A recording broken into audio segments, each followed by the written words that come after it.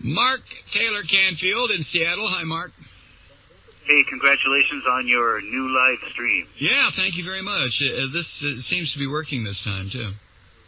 I had a couple of really important topics I wanted to bring up.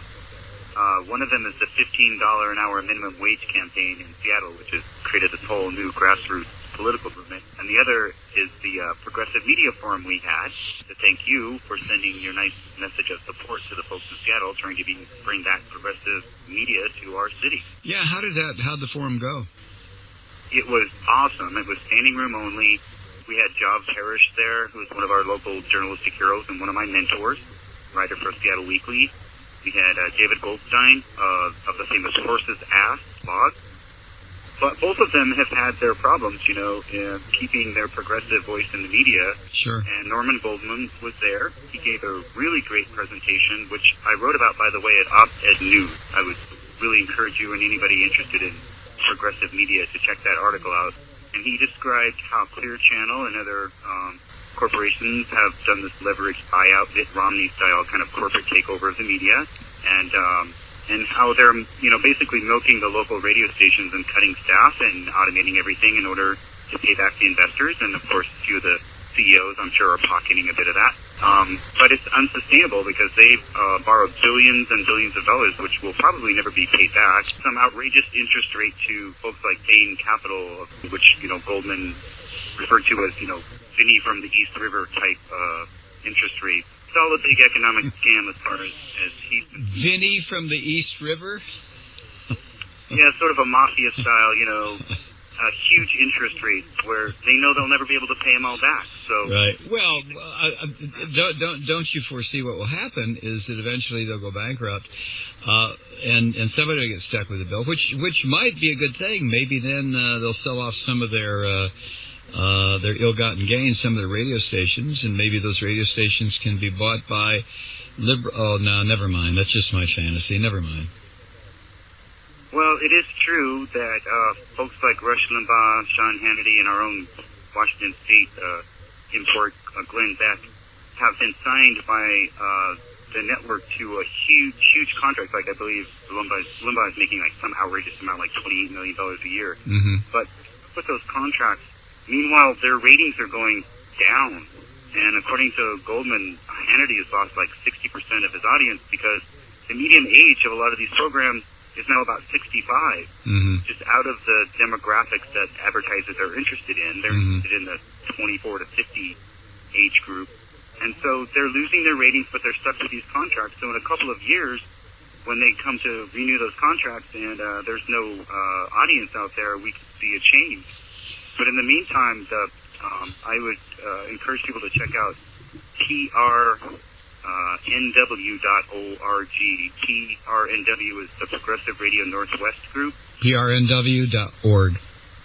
PRNW, yeah. Okay. And then another group here called the Progressive Institute, the Northwest Progressive Institute, and that is NPI.org. So they've been working really hard on bringing progressive media back to Seattle, because we lost KPTK, which was a CBS-owned station. Right. I used to listen to you on that station.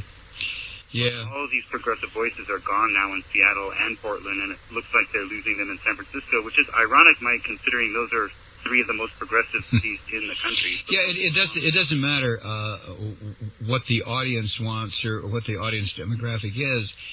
Chicago, New York, San Francisco, L.A., Portland, Seattle, pick a metro area. Madison, Wisconsin. It really doesn't matter. The only liberal market that has remained constant, I think, and great respect to the folks at KTNF in Minneapolis, the previous owner Janet and the current owner Chad, who have busted their asses to keep that station going and keep what is called Minnesota's progressive voice on the air. In so many markets, though, where there is a huge audience for a progressive talk, that has been choked off. And the people own the means of delivering the programming. They don't care. They couldn't care less. Subjugation of the media in all its forms to this right-wing agenda.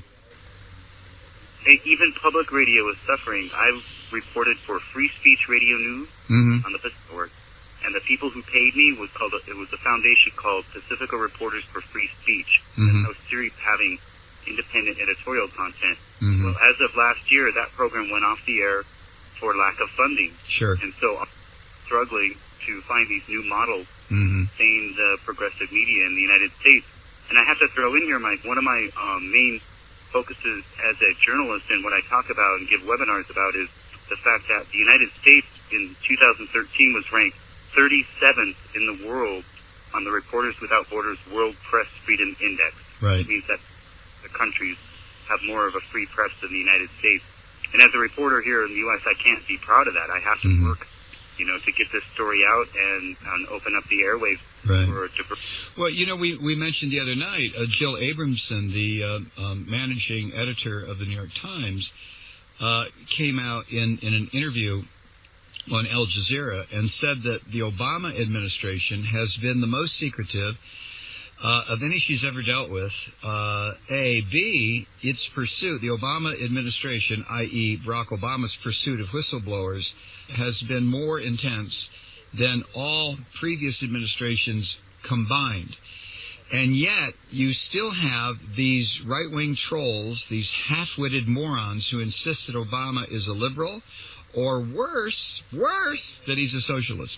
When I read stuff like that, I think, we're really doomed if people think that Obama is a liberal or a socialist or a progressive. We're just there's no way out of it. You know what I'm saying? Part of the reason that the United States lost its ranking in 2011 and 12 and went down to, I think, in the 40s at one point was because of the arrest and harassment of journalists and live streamers, Occupy Wall Street protests. Right. So that's been a major issue too. It has. Hard from events, being kept so far away from the action that you can't document anything that's going on. That's part of the picture too. But we have a corporate-run media, where in other countries they actually have a state-run media. Right. Here it's a kind of a corporate statist sort of thing. It's a major issue in terms of freedom of speech, and it's something that I cannot get even a lot of alternative media to report on. It's almost like they don't want to talk about